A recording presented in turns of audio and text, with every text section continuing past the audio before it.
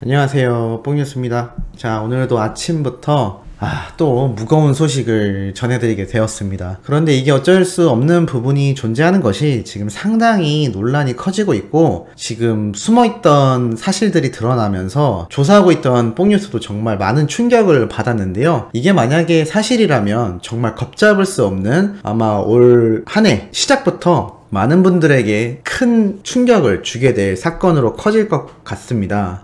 아마 뽕뉴스가 이렇게 정리해서 올리는 거는 좀 최초이지 않을까 싶긴 한데요. 자, 우선 어떤 이야기냐면, 어제 말씀드렸던 대로 이 진혜성 트롯 전국체전 우승자에 관하여 학폭 논란이 터졌다라고 말씀드렸습니다.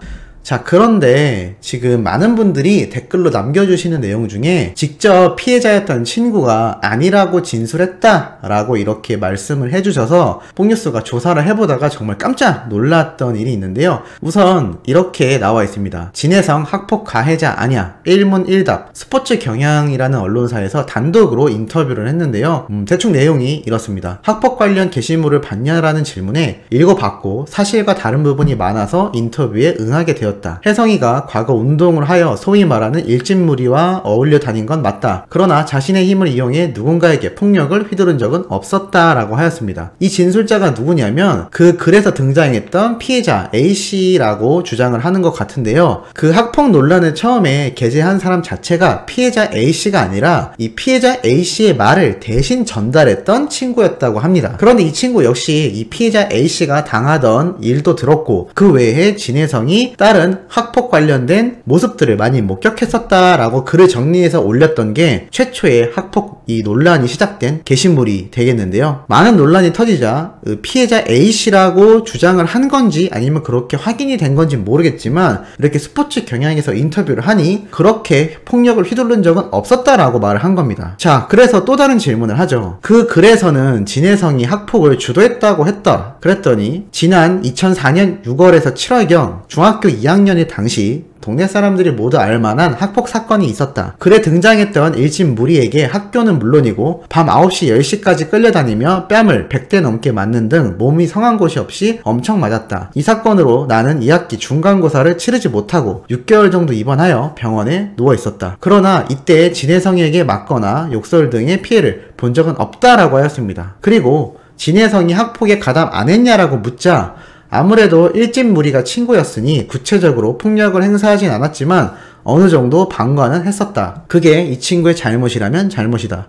그러나 일진무리들의 나를 향한 폭력이 도를 넘자 보다 못한 진혜성은 먼저 나서서 그만 때리라고 말렸다. 선생님 말도 안 듣는 아이들이 진혜성의 말을 들을 리 만무했지만 그가 적극적으로 말리지 않았다면 학폭은 계속됐을 것이라고 생각한다 라고 답변을 하였습니다. 그래서 마지막으로 확실한 질문을 하는데요. 그렇다면 그 게시물 자체가 확인되지 않은 루머가 와전되었다는 말인가? 라고 질문을 하자, 그렇다. 사실 진혜성 학폭 글이 올라왔을 때 의아했다. 해당 글 작성자는 피해자를 대신하여 총대를 맸다고 했는데 당시에 내가 학폭을 당할 때 나서주지 않다가 이제 와서 그런 말을 한다는 게 이해가 가지 않았다. 진혜성이 잘 되어 좋다고 생각한다. 앞으로 좋은 활동을 보여줬으면 좋겠다라고 합니다. 당시 사건의 피해자라고 알려진 A씨가 직접 이렇게 진술을 했다라는 건데요. 자, 여기까지만 보셨던 분들은 뽕뉴스에게 댓글을 남겼던 것처럼 진혜성 학폭한 게 아니다 라고 피해자가 직접 증명했는데 왜 가짜뉴스 하냐 라는 말이 있어서 뽕뉴스가 혹시나 하고 검색을 해보다 깜짝 놀란 일이 발생했습니다. 이 인터뷰가 어제 오후 1시경에 올라왔고요. 그 이후로 진혜성의 담임선생님이라고 밝힌 사람이 또 단독 인터뷰를 통하여 오후 2시쯤 교우관계가 좋고 겁이 많았던 친구였다. 학폭 기억이 없다. 라고 옹호해주는 진술을 하기도 했습니다. 그럼 최초의 이 학폭 논란은 언제 터졌을까요? 같은 날 오전 8시 51분에 이 게시물이 올라왔습니다. 정리해보면 오전 8시 51분에 피해자 A씨라는 친구를 대변해서 글을 작성해준 이 폭로자가 자신이 함께 목격했던 것까지 정리를 하여 이렇게 글을 쓴 건데요. 그 이후 오후 1시경 이 글에서 등장했을 피해자로 추정되는 사람이 인터뷰를 하여 자신은 그런 적이 없다. 진혜성은 폭력을 행사하진 않았다. 다른 친구들이 나를 때렸다. 라고 증언을 한 겁니다.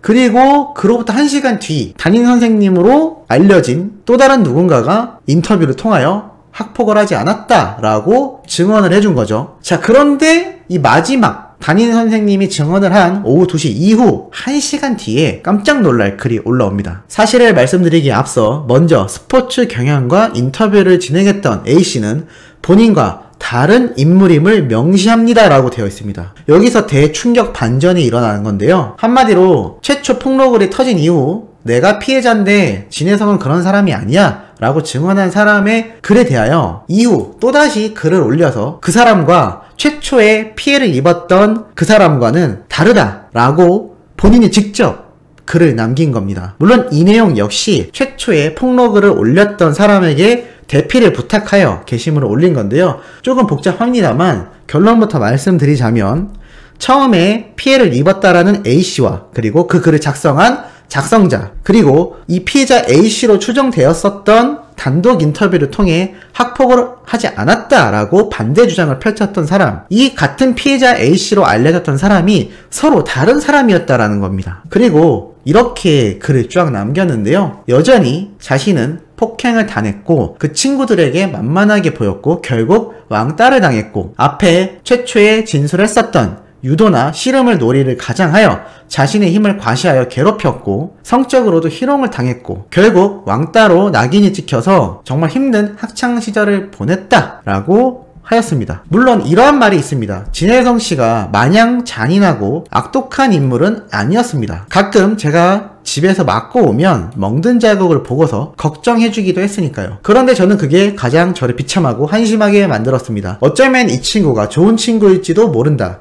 내가 지금 괴롭힘 당하는 게 사실은 괴롭힘이나 셔틀이 아니고 왕따가 아니라 이 친구들이 정말 나를 친구로 생각해서 자기 일을 맡겨준다고 조금이나마 스스로를 설득하게 만들었기 때문입니다 라고 하였습니다. 그리고 그 이후에도 셔틀을 즐겁게 하게 되었다고 합니다. 맞아도 내가 잘못했다고 생각을 했다고 합니다. 왜냐하면 친구로 인정받았다는 착각에 빠졌다고 하여 아무런 부조리를 느끼지 못했다라고 합니다.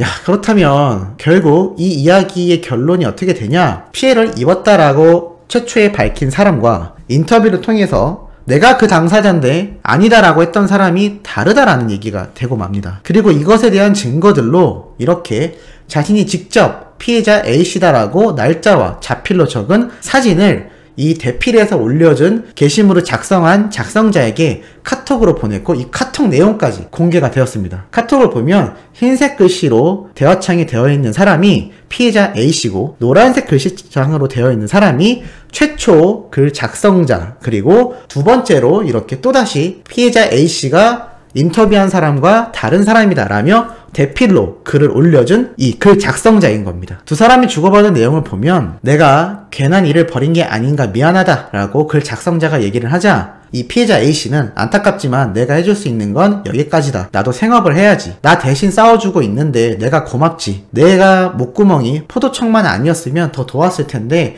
너한테만 짐을 다 맡기는 것 같아서 미안하다라고 하였습니다. 한마디로 최초 피해자 A씨였다라는 사람은 글 작성해준 사람에게 미안해하고 있다는 겁니다. 왜냐하면 이렇게 수많은 사람들에게 왜 확실한 사실도 아닌데 학폭을 했다라고 터트렸냐라고 질타를 받고 있기 때문이며 이 피해자 A씨라고 잘못 알려진 단독 인터뷰를 한 그 친구의 반대 증언을 통하여 또다시 많은 구설수에 오르내렸던 것 같습니다.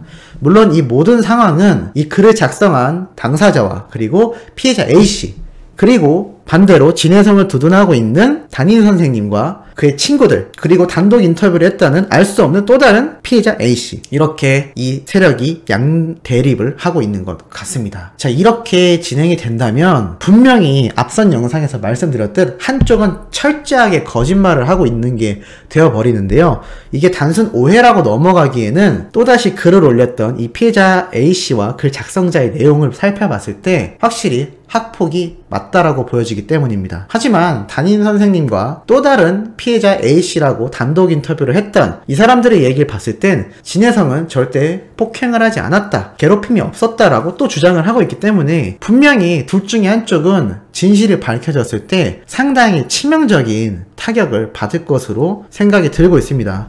늦었긴 하지만 지금이라도 누군가 거짓말을 하고 있다면 한쪽이 빨리 진심 어린 사과와 용서를 구해야 하지 않을까요?